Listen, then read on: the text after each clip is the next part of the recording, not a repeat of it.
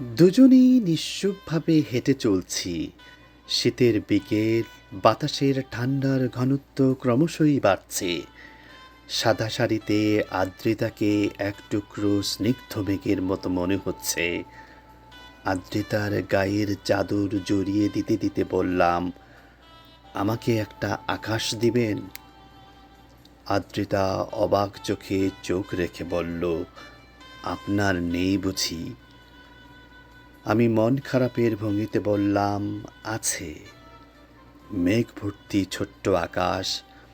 আদ্রিতা অনেকক্ষণ কিছু একটা ভেবে তারপর বলল, কেমন আকাশ চান?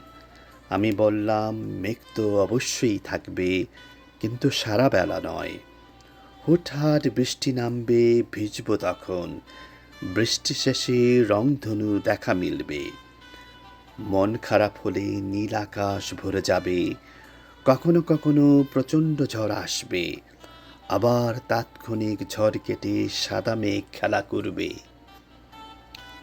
আদ্রিতাকে ভাবতে দেখে আমি আবার বললাম, আকাশের বুকে মেঘ, সে তো সারাক্ষণ ছোটাছুটি করে।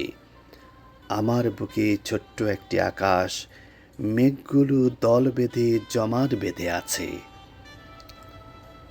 আদ্রিতা অনেকটা সময় পর বলল, আপনার জীবনের সকল কালো মেঘ আমায় একটু একটু করে দিয়েন, আমি সেগুলো নিজের আকাশে জমিয়ে রাখব।